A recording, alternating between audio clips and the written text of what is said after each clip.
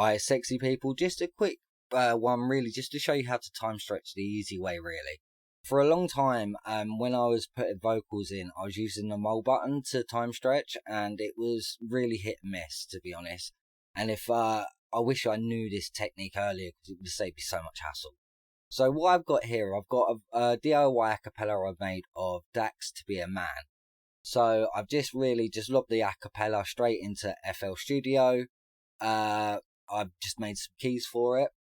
Now what I've done is, the key thing is to find out what the original BPM of the vocal is. So all I've done is gone onto Google, Dax to Be a Man, and it's come up with tempo 132 BPM. That's all I need to know.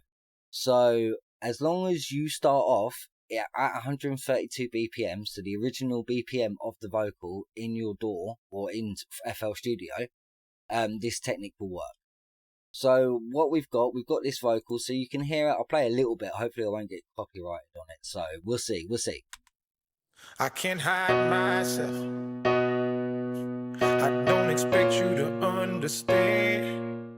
I'll leave it there. Hopefully I don't get copyrighted. But as you can hear, it's in right timing for it. It sounds like it's right for it. So what you want to do is, once you've dropped your vocal in and you've got it your BPM at the correct time of the original vocal, double click your vocal and you'll get this box that comes up. It's a sampler box. What you do is you change the mode from resample to stretch.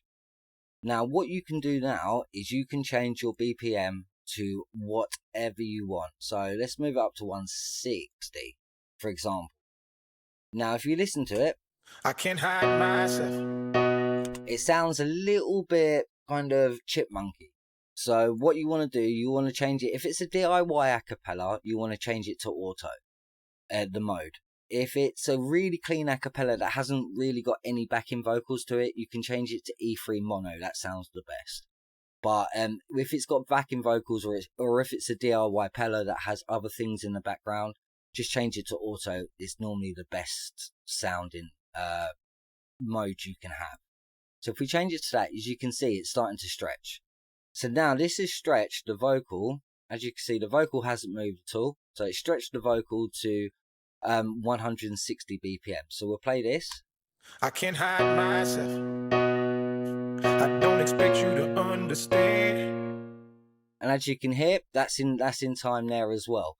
So if we want to change it again, sometimes you can just change the BPM and it does it automatically. Sometimes it doesn't. So what I do, just as safe practice, turn it back onto stretch mode, change the BPM. So we'll go down to say 150, 145.